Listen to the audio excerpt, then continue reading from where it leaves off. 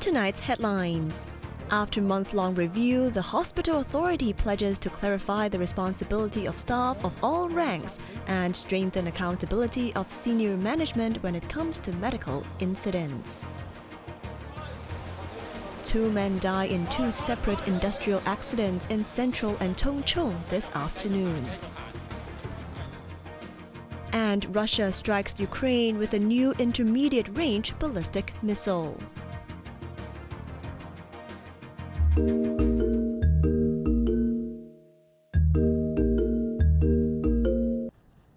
The hospital authority is set to tackle the problems within the city's public hospital system with 31 improvement suggestions across 5 key areas. Earlier in June, the government appointed a review committee to investigate a series of incidents related to public hospital operations and facilities. The committee published a report today, which was fully accepted by the authority board, recommending senior management to establish an accountability mechanism, categorizing responsibilities into human errors, dangerous behavior, and reckless actions. Hospital Authority Chairman Henry Fan emphasized that clarifying responsibilities and accountability is crucial, but does not mean medical accidents will lead to immediate resignations. The current lack of clear responsibilities causes lack of discipline among some staff. With accountability measures in place, more people will be cautious and prevent negative incidents, he said. The report also highlighted high turnover among senior staff and insufficient training for new, younger medical personnel, leading to inadequate safety awareness. In response, Fan stated that much of the training needs to start in medical schools and mentioned that the authority is discussing this with the 2 universities. Regarding a recent incident where a new intern inserted a tube incorrectly, the chairman said the authority has urged new staff to think carefully before performing medical procedures. For other problems listed, including complex guidelines that lead to low efficiency and staff shortage, the chairman said a reform committee will be established to drive these reforms forward. Jeremy Zhu, Cable News.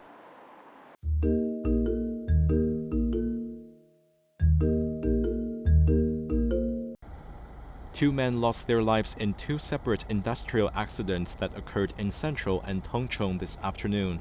The fatal accident in Tung Chung took place at around 3 p.m., where a 57-year-old painter was caught and trapped between a malfunctioning lift platform and a wall at a construction site on Yingtong Road, leading to serious injuries. He was rushed to North Lantau Hospital upon rescued, but succumbed to his injuries shortly after arrival. Separately, an 18-year-old maintenance worker became trapped in an elevator shaft at the Euro Trade Center in Central around 2 p.m. The incident occurred while the worker was conducting repairs on an escalator when he accidentally fell into a pit at the elevator entrance. Firefighters and paramedics arrived on the scene with their equipment and, after more than an hour, successfully rescued the victim. However, he was already unconscious and covered in blood. As paramedics performed chest compressions, they transported him to the hospital, where he was later pronounced dead.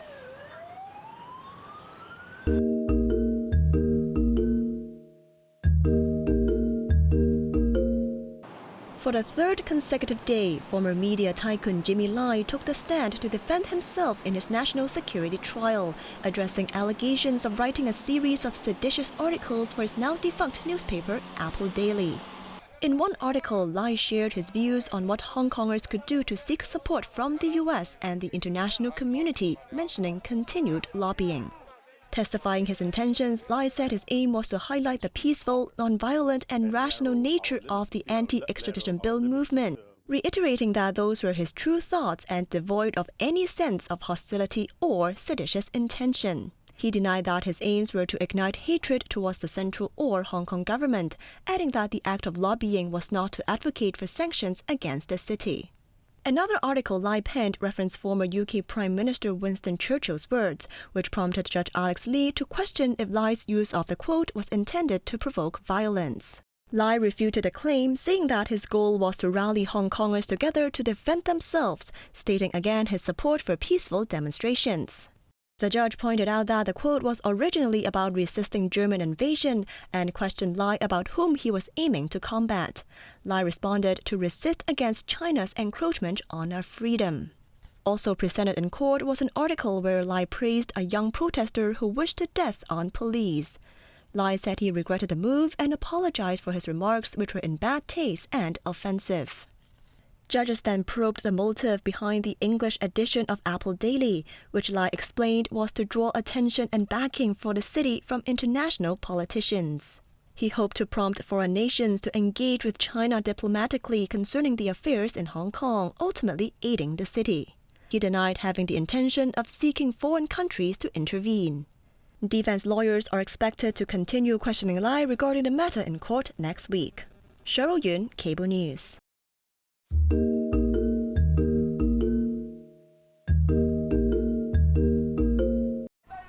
3 people convicted of taking part in a riot near the Polytechnic University in 2019 have been sentenced to 6 years in prison. A group of protesters tried to escape by breaking through police barriers after the university was under siege in November 2019, among which Chu Kin Kwan, Hui Ming Chen and Ma Kin Long, aged 24 to 27, were convicted despite denying involvement in rioting. The judge said that the incident was part of the PolyU unrest and had serious consequences for society and public funds. Emphasizing the severity of the case, the 3 had no possibility of a reduced time and were sentenced to 6 years in jail.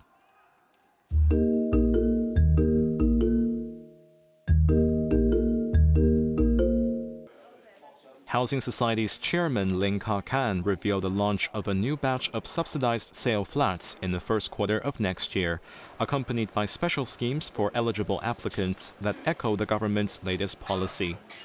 Ling, who was appointed earlier in September, told in a newspaper interview that the new schemes will allow families with elderly members or newborns to receive higher priority in flat selection.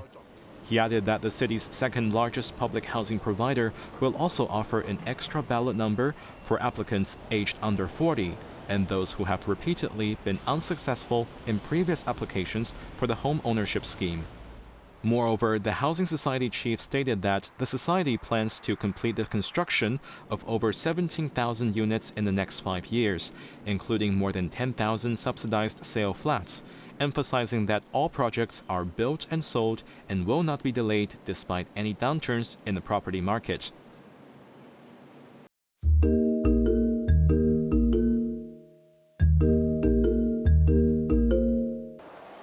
Representatives from the 3 franchise bus companies defended their proposals for fare hikes at the Legislative Council's transport panel amidst opposition from lawmakers.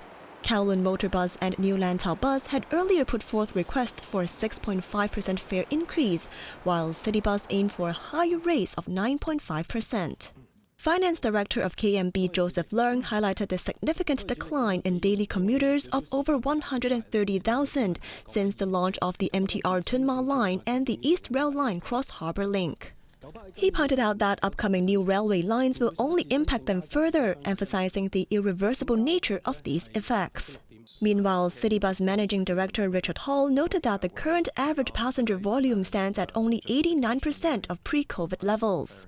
He also mentioned various challenges impacting revenues, such as adverse weather conditions and the aging and declining population on Hong Kong Island. The proposed fare increase drew sharp criticism from Legislative Councillor Michael Look, who expressed concerns about justifying fare increases in the name of staff salary increments, despite these hikes not translating into actual paid raises for employees. Roundtable lawmaker Michael Tian voiced his disapproval for the proposed increase, stating that it should not exceed inflation rates. He proposed to implement an automatic mechanism that adjusts fares in line with inflation numbers. While the bus companies backed the mechanism, they also noted the necessity of incorporating additional factors into the formula, such as fluctuations in oil prices. Cheryl Yun, Cable News.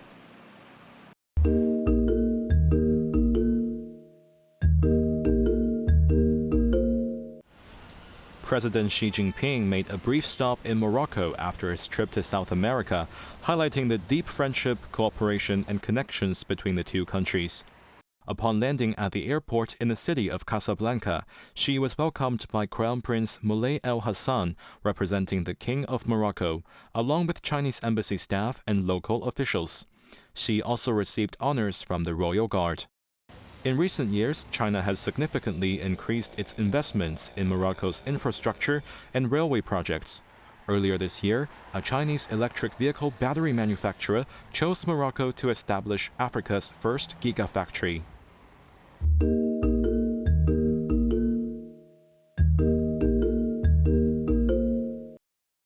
Russia confirmed it has fired an experimental ballistic missile at a central Ukrainian city, escalating the ongoing conflict in response to Ukraine's strike on Russian military facilities. Surveillance footage captured multiple explosions at a missile and weapons factory in the city of Dnipro. The missile, named Oreshnik, or the Hazel, can reach speeds 10 times the speed of sound, making it uninterceptable by current air defense systems, including those of the United States, according to Russian President Vladimir Putin. This missile launch comes as a response to Ukrainian forces' attack at Russian military targets in Kursk and Bryansk, using American Army tactical missiles and British Storm Shadow missiles. Испытания прошли успешно. Putin said in a national television address that Western defenses were powerless against the new missile, and that Moscow could use it against countries that provide weapons to Kyiv to strike Russia. The Kremlin confirmed that Washington was notified 30 minutes before the missile launch. I can confirm that Russia did launch The U.S. Department of Defense acknowledged the notification, describing the missile as a new and deadly weapon that is certainly concerning. Ukrainian President Volodymyr Zelensky said the move showed that Russia has no interest in peace and amounted to a clear and severe escalation, calling for a worldwide condemnation. A lack of tough reactions to Russia's actions sends a message that such behavior is acceptable, he said.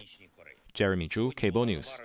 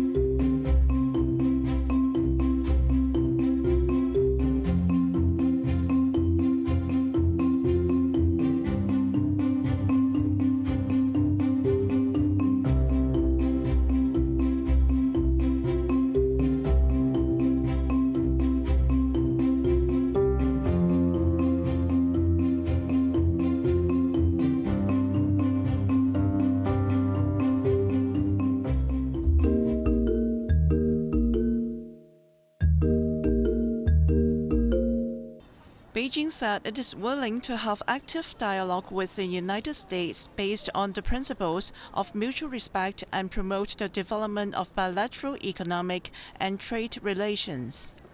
Vice Commerce Minister Wang Shouwen, who is also China's international trade representative, said in a press conference today that China would be able to resolve and resist the impact of external shocks, responding to a question about the impact of potential tariffs from U.S. President-elect Donald Trump, adding that if China and the U.S. can maintain a stable, healthy, and sustainable development trend in economic and trade relations, it will be beneficial to both sides and the rest of the world.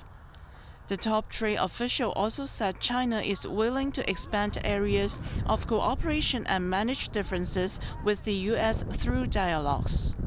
In the face of potential trade disruption amid Trump's threat to impose tariffs of over 60% on all Chinese goods, Chinese authorities on Thursday announced a series of policy measures to boost foreign trade, including pledging to strengthen financing support to firms and expand exports of agricultural products. Meanwhile, as the trade turmoil of Trump's first presidency had also brought impacts on the Chinese yuan, China's central bank expected that the yuan exchange rate will remain basically stable at a reasonable and balanced level.